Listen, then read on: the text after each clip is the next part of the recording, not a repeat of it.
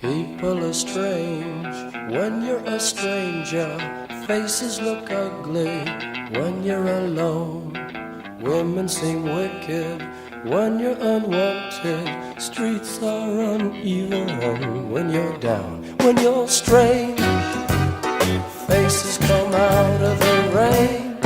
I'm so happy to welcome you to the Watchman in the conversation, and I was reading your books very intensively all the last days. Originally, I planned to read both of the books, of course, A Peaceful Pill as well. But first of all, it is not that easy to get those books. So if you want to get the biography, the Amazon has to be able to locate you properly, and it takes time until you finally get this book bought. And with the peaceful pill, it's even more complicated. You suddenly all the time ask whether you are suicidal. Yes. And suggestion of help. So I'm so sorry, I haven't read that book, but the first one is amazing, absolutely amazing, and so full of truth, life truth, and amazingly well written. So Thank you. I would like to ask you just for the beginning about the decision eventually to switch to the stand-up comedy. Is it somehow related to constant investigations regarding your fitness to practice the medicine, or it's independent? I thought I don't know if it was related. I think that I was got to the point where I was very disappointed in the way my new profession, that is medicine, was having such trouble with this issue. And in some ways, there seemed to be an amusing side to it. And I thought I'll try something different. And I've always wanted to see how using comedy might be a way of getting through to certain people, especially younger people. It wasn't terribly successful, I might add. It was a time which I, in some ways, would prefer to forget because it was a very difficult period running through the Edinburgh Festival that year every night.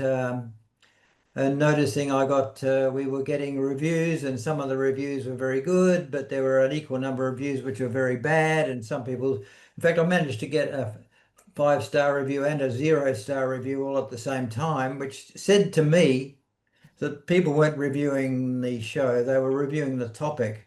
And the topic tends to bring out strong positives and strong negatives.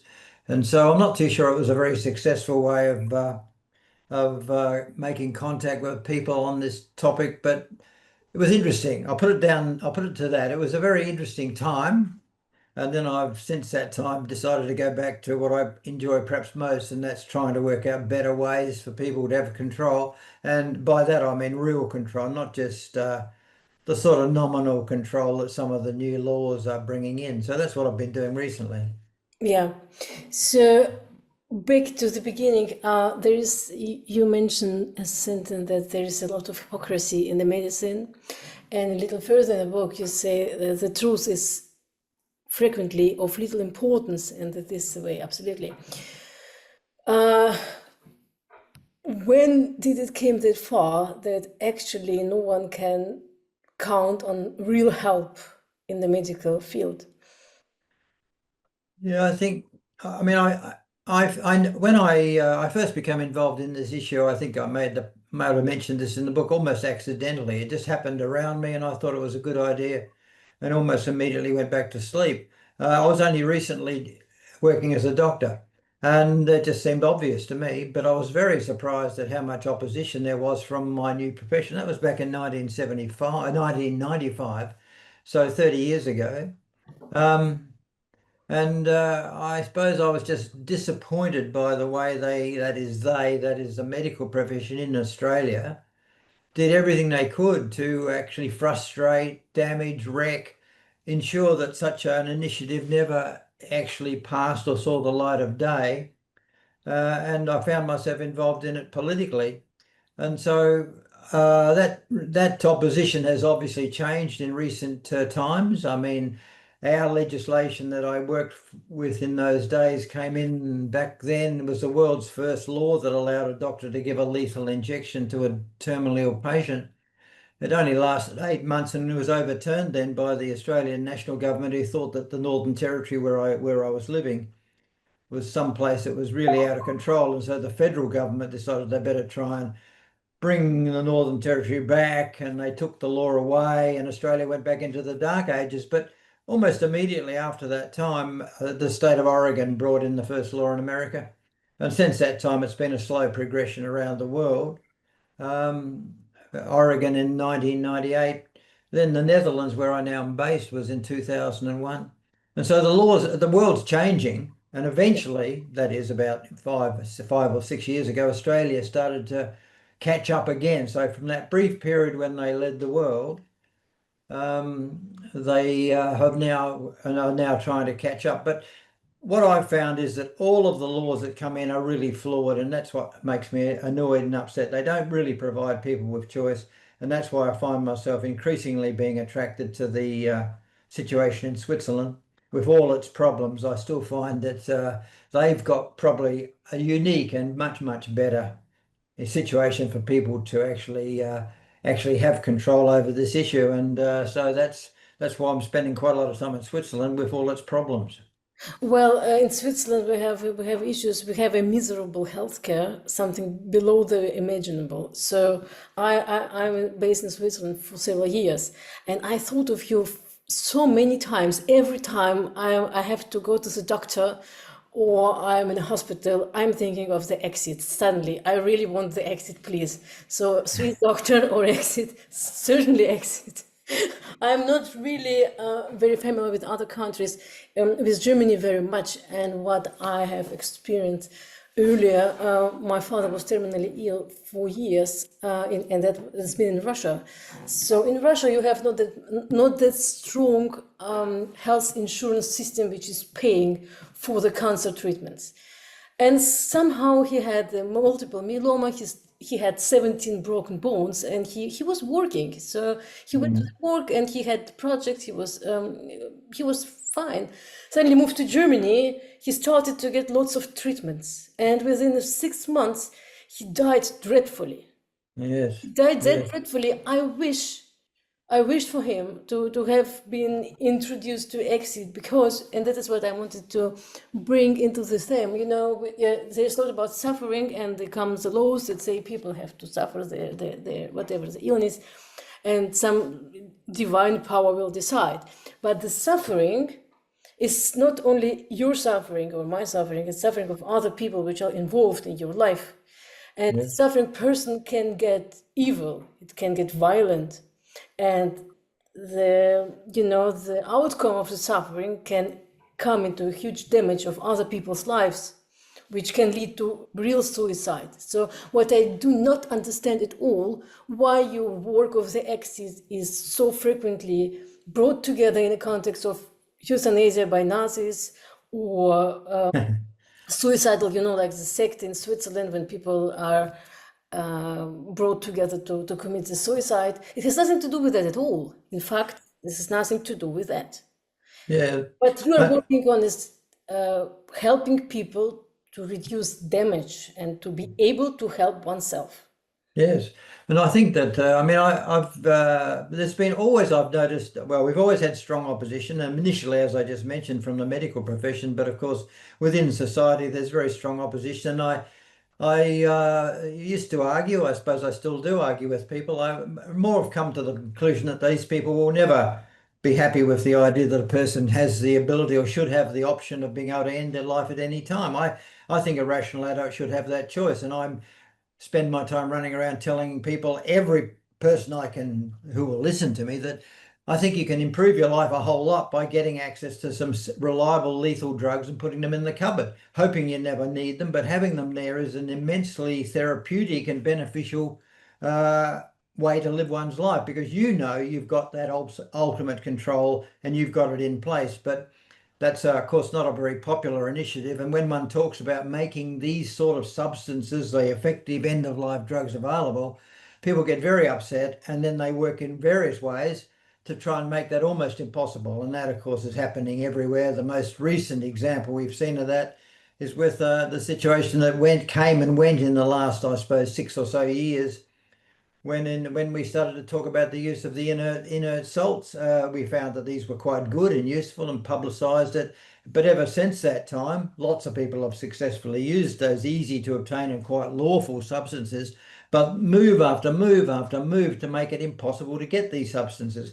Right. The theory seems to be that suicide is always bad and that the state has to do everything it can to make sure no one ever suicides, which sort of means that you're going to have to try and make people sit there and smile and live happily forever. It just seems to be an unrealistic approach to this very complex issue of suicide, and I don't see many places that take what I would see a more balanced and rational view to But this issue. yeah, back to the medical point, medical law. We have got situation with terminally ill people with cancer, for example, or Yes, other illnesses, and the doctors see that these people have really very limited time to live.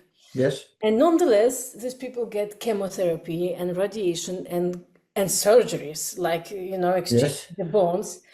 And this is okay. So actually, this is nothing else than torture for a person, because everybody knows that this man or woman is not going to live anyway that long. So instead of having sort of better life quality and spending this time with family, children, grandchildren, and doing something good work, this poor person is in a hospital under horrible drugs, horrible pain, vomiting and losing the hair and the teeth and everything, and dies even maybe sooner than of cancer in a horrible condition. yes. Why is this allowed? And to say no, I don't want to do that. I would prefer to have my Nembutal in my bottle and spend a good time with my family. It's not allowed. So there's actually all about profits for the pharmacy, isn't it? I suppose that's true, although I guess there is an acknowledgement, just in most countries, there is an acknowledgement that you don't have to have your surgery and you don't have to have your chemotherapy. You can say no, although there is strong pressure that you do take that step. And we occasionally get, well, not occasionally, we very commonly get criticized because we say, oh, you're making suicide look glamorous, and people will be encouraged to take that step. Where I would say, well, what I see all around me is people being encouraged not to take the step and endure suffering which they don't want to do for the sake of society, for the sake of the family, for the sake of everyone else but themselves. Go and have another round of chemotherapy, mum. Go and have some surgery, fight the disease. And the mother, the person involved who is going through this, tries to tell generally the children, look, I've had enough, I want to die. But that's not being offered as an option. You're supposed to fight the disease forever. Now, that's a pretty pervasive way of thinking in our society.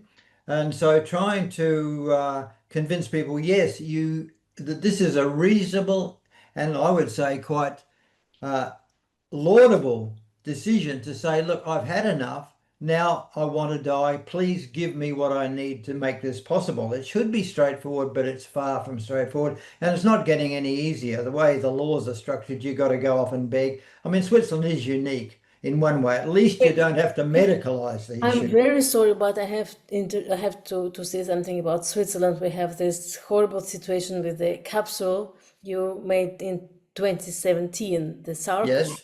And this horrible situation with the criminal proceedings over the last resort. And then that looks really very much as a stand-up comedy. We have the headline in February this year. I love that. So first of all, on the Swiss Medic side, it's written that the capsule Sarco is not fulfilling security requirements. Please tell me, how can a suicidal capsule have security requirements? Yes.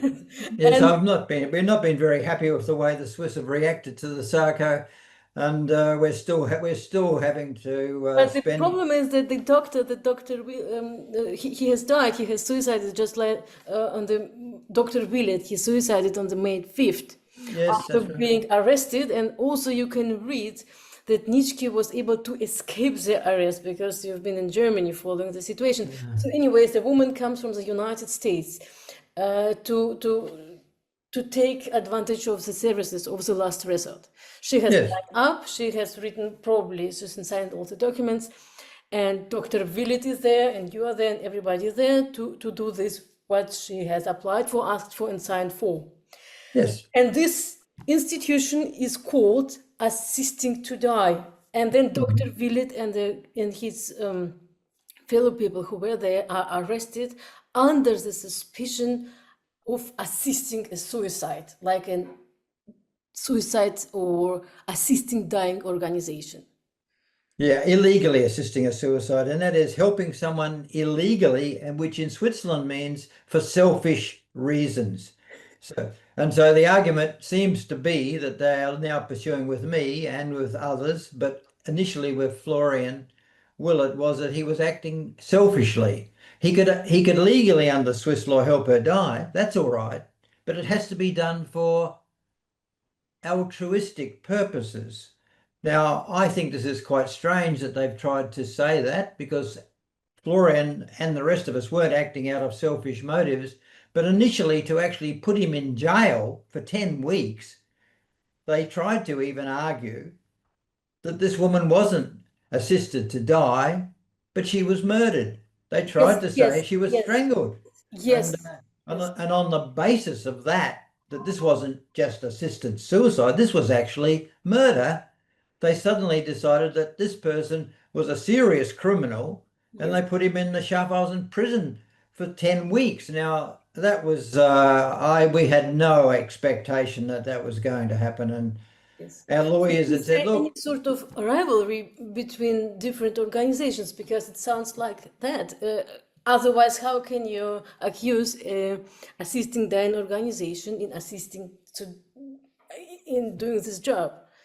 Yeah, I don't know that we still don't know what caused such an overreaction, such an intense reaction by the initially Schaffhausen, but Switzerland in general. Why did they push so hard against the use of the Sarco? What is so upsetting to them? So you may know. I don't know. Probably, I mean, it looks like a stand-up comedy. It looks like a joke, but it is not funny because Dr. Willett is dead. He's dead. Probably he has got to fight his mental health issue after all the situation. On the first instance, it is not that easy to assist to die, I guess, right? So it is very hard job to do. And if you get accused in murder with that, and you have, that's I think it's I mean, being suddenly taken and put into a prison. He was told that he would be interviewed and go home to his apartment in Zurich.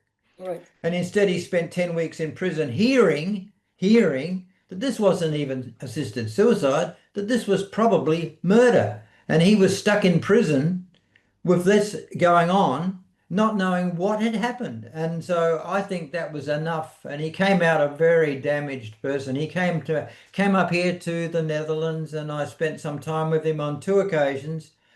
And both times I thought, this person has been seriously damaged by that period of indefinite incarceration, and with the rumor that this was a serious crime. So it was a very unhappy period, and I'm angry over the way it was handled by the investigator, the prosecutor. So there's been written in the article that you escaped the arrest. Do you think could have been arrested in fact, really? Yeah, well, and we got our Swiss lawyers had said, look, make sure that there's not many people, in fact, very few people, in fact, one person only when the Sarco is used. And everyone else, just make sure you're not there. And I had a conference that I was supposed to go to in Budapest. I had made sure everything was working, and then I got in the car and drove off to Budapest. And I was in Germany when the actual Sarco was used, but I was in contact with Florian. I watched the procedure. We had a good video link, and I watched her. I knew her. She climbed in, pressed the button, and she died. And I kept on to Budapest. So could it be eventually possible that she went into the capsule and suddenly started to panic and tried to get her free, and this way she's got these marks which they found by the autopsy. Well, I don't know whether the autopsy, the mysterious autopsy, has only just been found. For many months, it was not available, and that was also another question, that Florian never got to see the autopsy report. And so this report about such strange marks that might have been the basis of a suggestion of homicide came out of a phone call that was made by people carrying out the autopsy in Zurich the day after she died to the prosecutor in Schaffhausen. So that was based on a telephone call, not a full autopsy report. And since that time, eventually, after 6 months or more, finally this mysterious autopsy turns up. And it turns up that if there were marks there, there's all sorts of good reasons why they could have been there, none of which have got anything to do with murder. In fact, we had good film that showed that no one had got near her after she pressed the button. So to try and argue that it was homicide and to use that to keep him in prison, it's a disgraceful Yes, behavior on the part of the prosecutor. Now, it turns out I've been talking to a lot of lawyers since that time. I spent all my life talking to lawyers, and they say, look, this is not that unusual. We're investigating a crime where a prosecutor might make it sound like a much more serious crime to make sure that they get the authority to do what they want. Now, maybe it's a strategy, but in this case, it had devastating consequences on poor Florian. They also used that same serious accusation of murder to justify a raid on my Haarlem office here in the Netherlands and took all the stuff out of that. I mean, this is treating it like some sort of international crime, when in fact it was very simply an assisted suicide, which, as far as we knew, satisfactorily fitted into Swiss legislation. So I don't know. I'm still very disappointed. I spent most of my life running around telling people to make and take notice of the Swiss law. It's the best law in the world. And at the same time, I sit here paying a price for the best law in the world, where I'm not too impressed with the Swiss investigating authority. well, it's another theme. Back to this capsule, so I'm very curious. Why using this capsule? Is there any option to change your mind at the very last point and get out of there? Well, you don't have to press the button, right? So you don't, if you don't like it, you just get out of it. If you decide to die, you press the button. Now, if you press the button and then in the next 30 seconds change your mind, I guess in that 30 seconds you can open the capsule and get out. Right. Okay. I mean, That's very important. Yeah. you're not chained in. You're not. There's no one holding you there. And if you change your mind, you can climb out. Now, after 30 seconds, you will lose consciousness. Then you can't do much other than die. But you do well. No, there's no special way of interfering with it other than just opening the You have door. good time to think before you press the button, and after you press the button, you've got 30 seconds to get out if you change your mind. It Yes. has to be quick. So, anyways, it has not, it might be actually important for the situation about Florian Willett, because if one can say she's changed her mind but was captured in there, that is not the case. No.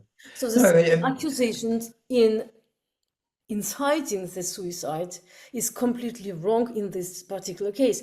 If we go back to the Nembutal, I find this quite amusing, this home kits, or a trial kit for your home. How can you test it at home? How Yes. can you test Nembutal at home?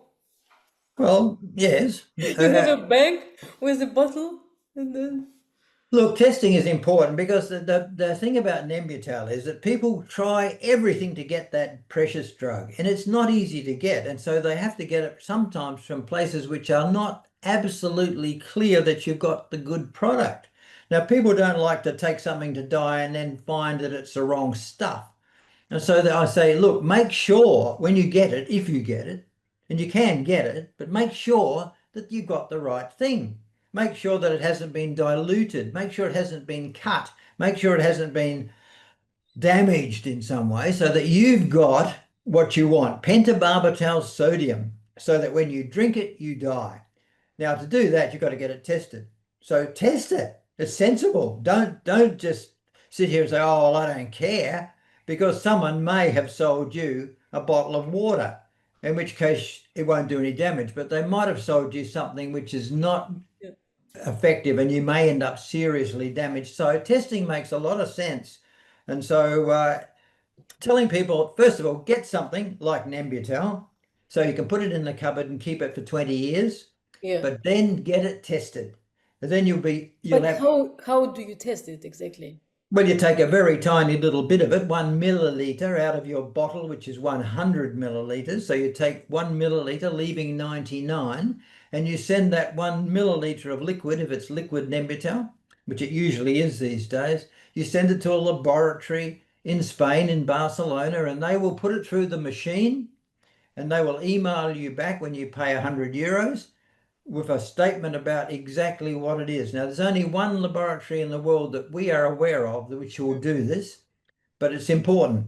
Other laboratories can do it, including plenty in Switzerland, but they won't do it because they will be fearful of being accused of assisting in illegal suicide, whereas the Spanish law allows that analysis to take place. And so that's why we can get it done lawfully. An assay, they call it, with gas chromatography in Barcelona. Yeah, but all if you store the Nembutal at home and just, I mean, it can go completely wrong. In the case you subscribe for the exit timely and you are not that far and you get this bottle and you can prove that you are a member of the organization. So that's for example my choice.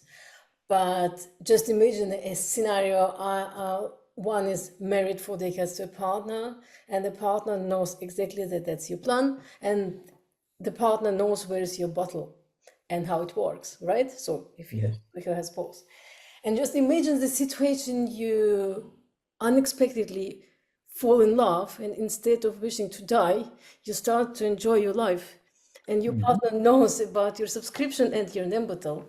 Why not to put this stuff into your wine glass in the evening? Well, it doesn't taste very nice. It's not, you can't actually mix it with the wine and drink the wine without knowing that it's in there because it does taste dreadful. You will spit it out. It's not nice wine. You can't mix it with your whiskey and drink the whiskey. No, it's a very, very strongly bitter taste, and people spend a lot of effort trying to even make it nice enough to drink, but it's almost impossible. I have to say to people, look, it tastes horrible, and don't try and disguise it because it's ineffective.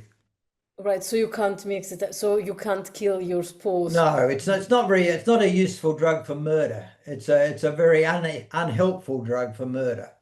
All right, so then it's pretty safe for that, because I thought, yeah, well, you can sit in the hospital and wait until the death comes. In a worst case, you sit in the rest home or senior care and just decay for days, and live one horrible day which never ends. Or you drink some scotch with Nembutal, masturbate, and go into the afterlife after Yes. orgasm, right? So there is actually more pros Yep. and contras, and if we see on the impact long term, socially and globally, we could say, just imagine the law is going to be changed, and of course, if I were the insurance company, I would straight go to you and work together, because this amazing amount of money which goes to the hospital for Mm. palliative treatment is unforgivable. Yeah. The Yeah, I other think thing, so. Especially when people look, if people don't want to live, I mean, it's bizarre. It's amazing that we force them to live. And we do. We force them to live. We force them to consume and consume when they don't want to. And makes it difficult for everyone. So I agree. If a person wants to die, for goodness sake, let them. let them do, and if you don't want to die, then don't die, right? Yeah. But I mean, on the socially, just imagine it can be everyone will like it.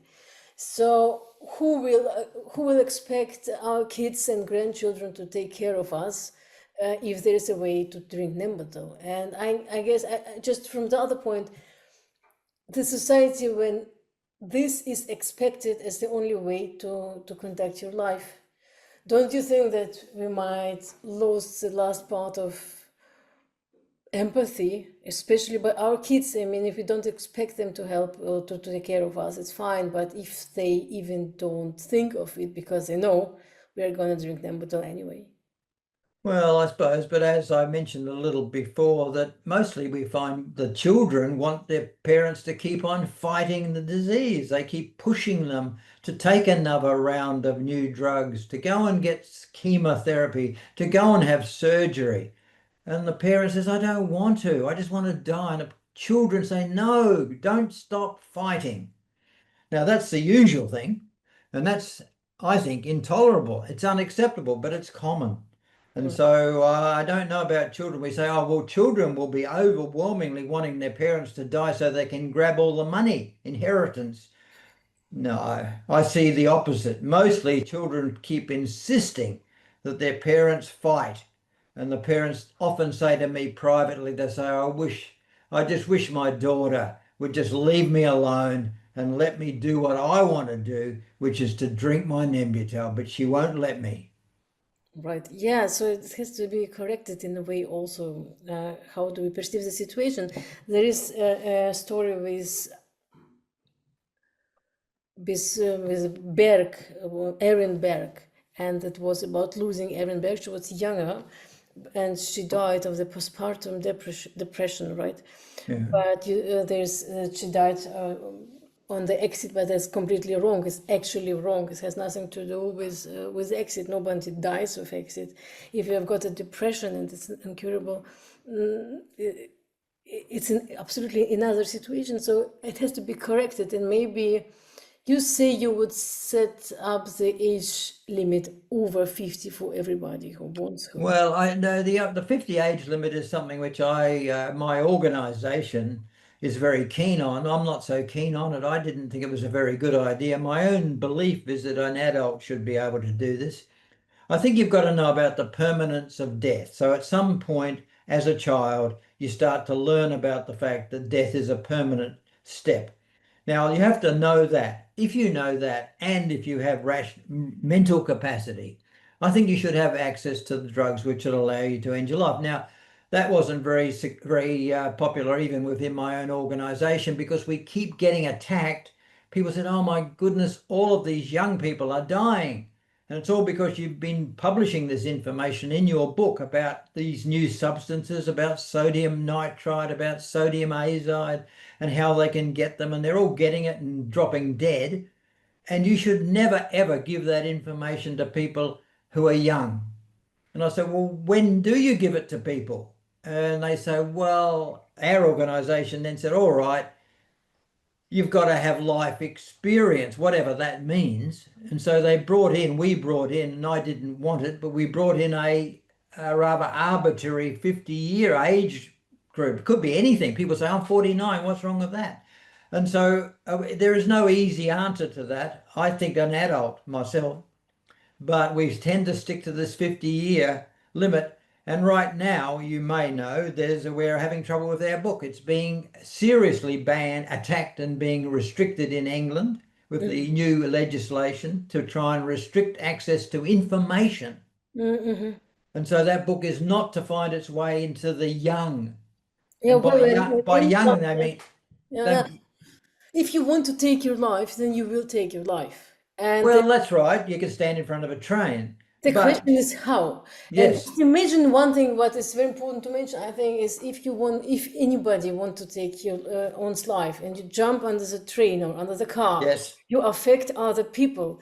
The car driver who will yes, drive over you is not suicidal and maybe is not mentioned to be, but can yes, get after this experience. There are people who has to clean it up on the railway. yes.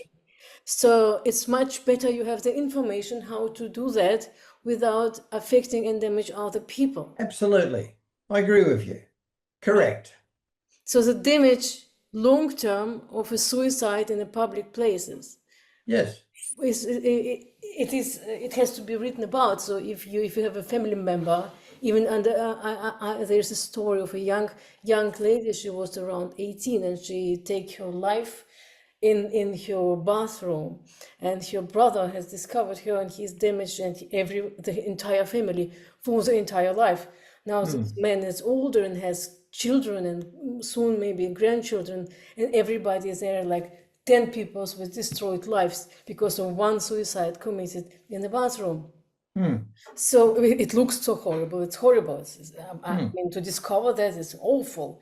Why not to offer information and possibility to do that without this dreadful impact on other people? I agree. Perfect. I agree with you. That's what should be, but that's not the case. It's harder and harder and harder to get what you need. You really have to really try hard to get something that will give you a peaceful, reliable death. Yes, with drugs, we say death, but medicine or society works with drugs a lot. Let's speak about school system and Ritalin. This is nothing else than amphetamine, right? Yes. But if you have got a kid who is diagnosed with ADHD, you are obliged to give this drug. So there is no way not to use it. There, they are very generous with giving drugs. But if you want to give Nembutal or take it, then you will be accused in murder or assisting murder. What the hell? So that is it is a hypocrisy, isn't it? Yes. So how do we change that? Look, I don't know. I've not been very successful. I have no easy answer to that question. I've been trying for a long time to change people's attitudes in various ways, including running comedy, but nothing has been very successful. And now I said I find myself involved in a huge number of legal problems in Switzerland, which surprised me completely. I thought this was never going to happen. So changing attitudes to this issue is turning out to be very difficult. Yeah, but maybe it's worth of work because something has to be done, right? Yes, yes. Something has to be done in that case. Right. Tell me, please, about the point in your life when you felt the urge to fight this issue of control and being delivered and not letting it be. Yeah, I think the turning point to my mind came when I was challenged over. I first of all I supported someone who was dying, getting help from a doctor to die. But everyone agrees with that. Um, but then it started to be challenged. People said to me, "Well, what's wrong with someone who's not sick?"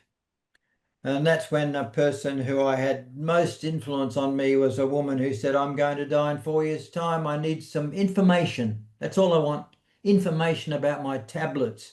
Will they work?" And I Mm. said, "4 years' time? Are you sick?" And she said, "No, 4 years' time." And I thought she was joking. She said, "That's because I'll be 80 in 4 years' time, and that's the time to die." And I thought she was joking, but every time I saw her, she said, "Answer my questions. Will these drugs work or won't they?" And I said, "Look, you're not even sick. Why don't you go and write a book? Why don't you go on a world cruise or something?" And she said, "Mind your own business. It's nothing to do with you, doctor." He said, "I want information. You've got it. Why can't I have that information? You run around the place doling out information to people that satisfy your idea of what a reasonable death is. You don't make that decision. I make that decision." And she said, "You're a worst case of insufferable medical paternalism." And I thought, hell, she was correct, that I was adopting this judgmental, paternalistic role, deciding who I helped, who I didn't help. And she said, "You've got the information. What gives you the right to hold it in and to dole it out to people that satisfy your criteria?" Said, so I mean, she's correct, of course. And so I thought, right, everyone should have this information. Everyone should have these drugs. I've got them. I benefit from them. People say, "Oh, these drugs are so dangerous. What if you have a bad day?"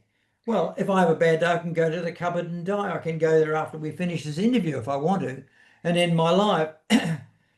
But I benefit from having those drugs. But I can't see any reason why you wouldn't or why anyone else wouldn't really benefit from having those drugs in the cupboard. And so that's what I tend to suggest, but it's not a very popular view. And people say it's very dangerous and irresponsible. Yeah, irresponsible. That's an interesting point. Back to your time in your adolescence, there was a moment when you have experienced horrible harassment, and you decided instead of killing the someone who did this to you, you have killed the dog. Yeah, that's right. It was clever. That wasn't a very good idea. Yeah, that was very clever because actually you could kill the person and that would be right, but you had enough mental, intellectual capacity to think. Yeah, I suppose so. I was very lucky. I was very lucky to survive that. And now when I think back about it, there were so many better ways one could have done it. But then again, I think, I don't know, 13, 14 or something. So I think you've got to be an adult before you start making decisions about whether you kill yourself or not. So I think the age of 18 makes sense. And had I been 18, I wouldn't have been stupid enough to take on that sort of or decide on that course of action. So I you mean, wouldn't I have, did a lot of stupid things when I was young, and I survived, luckily. Not everyone does. but was this the first time you killed something living? The On, first time, oh, I don't know, as a young person. yeah. We lived in the country. I used to do a lot of shooting, I used to go out with a rifle and kill rabbits, kill animals. I did a lot of goat hunting, wild goats in the mountains. I mean, I did a lot of that. Now, as a teenager, and I lost a lot of interest in that now, and I've nowadays spend most of my time wondering why anyone would want to have a gun. But nevertheless, as I said, I think I was lucky to survive those young years, and so I'm not really of the opinion that we should be lowering the age for people deciding to end their lives to younger than uh, adulthood. 18, I think. Do you think it has something to do with being harassed or oppressed and having this situation with being delivered that made you think how to escape that on yourself, for yourself, and to help others not to be delivered to the will of other people, decide over you whether you want to have um, sex or you want to leave or not? That this has that was a trigger point for your development. I For don't know. It seemed to me to be fairly obvious. I thought we had a funny attitude to death very young. I realized that people were surprising the way one never saw any dead bodies. I thought this was rather unusual. I mean, I would see many on television, but I never saw a body. As soon as you look like you were going to die, someone takes your body away, puts it away. Children never see the dead, and so they have a rather funny idea about death. When I first started to work with our Indigenous people in Australia, it was quite different. Well, their people were often very sick with serious illness. There was a lot of leprosy in the place I was working, which doesn't exist anymore, but it does there. And people were dying a lot, young. And the young children, were incorporated into the activities of the community. So the children would see very sick people dying at a very young age. And so you'd see a dead body at the age of about, I don't know, before you were 6 months old because of the way everyone was included. And I thought that's quite separate to what we do. We keep anyone who looks like they're dying and quickly races them away so the children don't get traumatized. And I think what we end up with is a death-denying culture where everyone is very frightened of death.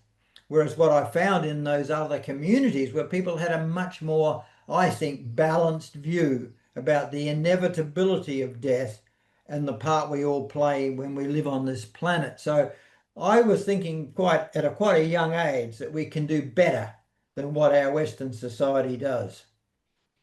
Absolutely, that's true. And by being familiar with this, we can cherish life. Yes, That yes. if the death is banned from our society, then nobody is able to cherish it, to cherish the lifetime and the use of it, and also the resources. That's absolutely so. And there is a juxtaposition between exit and the religious communities and the Catholic Church.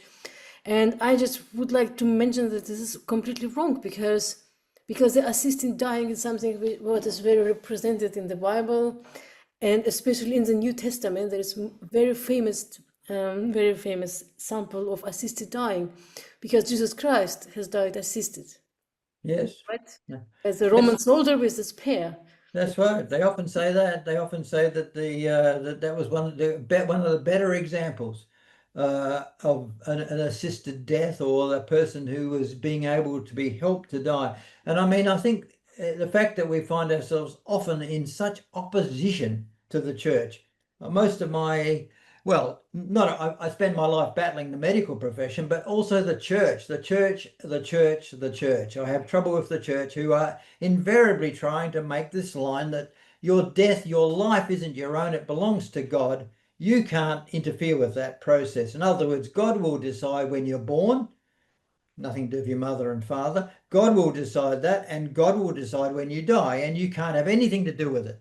And if you try to have anything to do with it, you're breaking up, you're violating something very fundamental, that is God's control of the earth. Now, I find that a very strange, very bizarre way of thinking, but it's everywhere.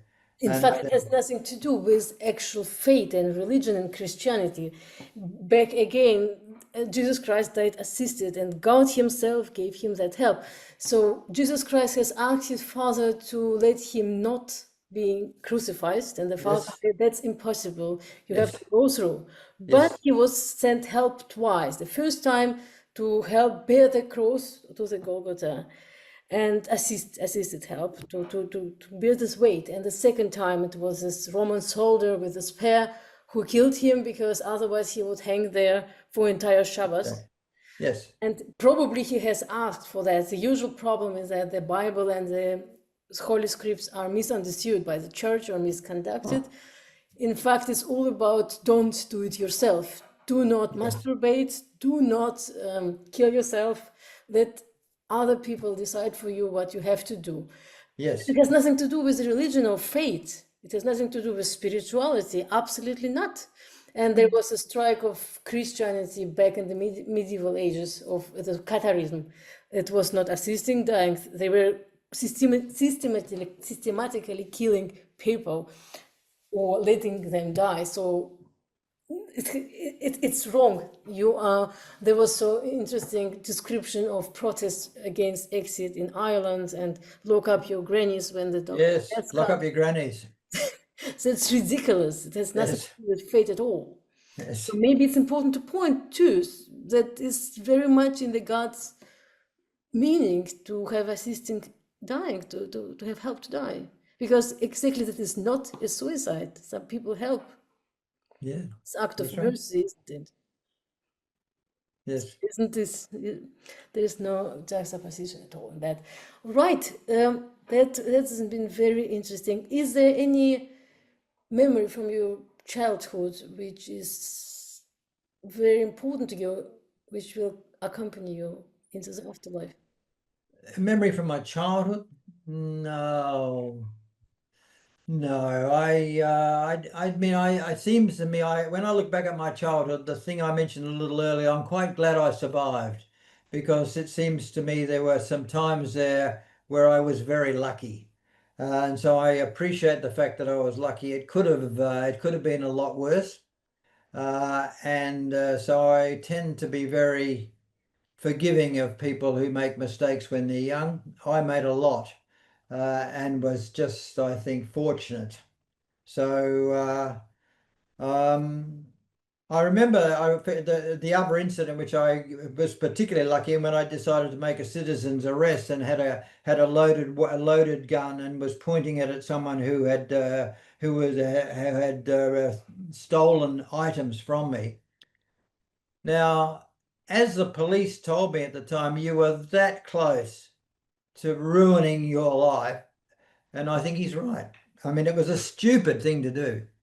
I wanted And to ask you about this actually. Have you been prepared to pull the trigger?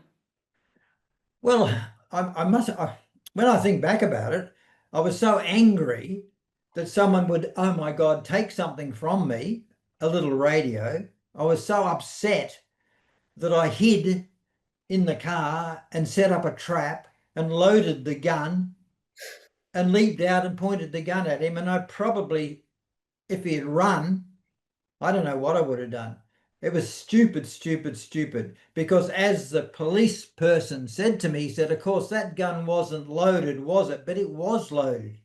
So you didn't have this barrier to pull the trigger, and you've been conscious about the situation that you might kill this guy because of the radio. Yeah, I had some idea that maybe I could fire a warning shot because I'd seen that on television. I mean, I had no idea what I was doing. I was just being stupid, but I could have been unlucky. And if you're stupid and unlucky, your life changes. I was stupid but lucky and survived, but it was a stupid, foolish thing to do. And I even got my radio back. So, Well, I could follow this constant escape from you. There, people are of two sorts. Some are oppressed while being oppressed; they get self-destructive, and some are getting aggressive to others and they yeah, defend themselves. So it's a yeah, victim and not victim, and you are certainly not a victim. So you're gonna shoot the person who takes your radio. that's right. Yeah. There's a thought that when you die, you get 7 minutes of best feelings and experiences through your entire life, which you are re-experiencing or re-watching or again experiencing. So, what would that be for you? Those 7 minutes. Oh, I'm not too sure I agree with that idea, but maybe it's 7 minutes. I don't know. I don't know. It'll just be like this. I think that I'm quite pleased with the fact that I've been lucky enough to get through to this point in life, so that if it all ends now, I will be sitting there feeling I was fortunate. And I see too many people around me that aren't fortunate and are unlucky. And I suppose I feel pleased that it's come the way it has. I've been glad to be able to be involved in this issue too, because it happened accidentally. The end of life, the choice of assisted suicide became an issue that I've spent some 20 years doing. And I quite enjoy it because it's an important issue. I like the fact that it attracts strong feelings. Maybe we're even getting somewhere, but it's not happening very quickly. I'm a bit disappointed at how slow it is, but 25 years ago was a different world. So things have moved. I've got to sometimes step back and look at it and say, well, things are moving. I shouldn't be too depressed. There are things that are going in the right direction. And it's certainly easier now than it was back in 1995 when I was involved in that first death. So I don't know. It So, could be worse. if one tells you, look, you die then and then, is there any particular task you really want to have mastered before this point? Yeah, well, I mean, I've got a very good idea of even better way to help people die, which I'm working on right now, and I want to see that made available before things go seriously wrong. So we're working on that now. I don't want to wake up tomorrow and find out that I've got a very short time. I'm going to need a few months or a year or two to do this. So I'm working on a year or two to get the last of my plans and dreams carried out, and then I think now will be a good time to leave this planet. Yeah. So thank you so much. It was amazing to talk to you and really nice. I usually close the interview with we change the places and you are free to ask me any question of your choice. I'll ask you, well, I'm going to ask you whether or not you will now go out and seek to get some form of lethal drug that you can put in your own cupboard and keep just in case. Is that something that you will do now? Absolutely, absolutely. So, well, of course I would do that. Yeah, certainly. Good. Well, that's good. That was an easy question, and I'm glad. Now, you probably would have done that anyway, but I'm hoping you're going to really make sure you do it now and make sure you get it tested and then make sure that you know exactly what you have to do. Right. And you'll be a happier person. Absolutely. All right. Thank you so much. Have a nice day ahead. Thank you. Thank you. Very nice talking to you. Bye. No one remembers your name when you're strange.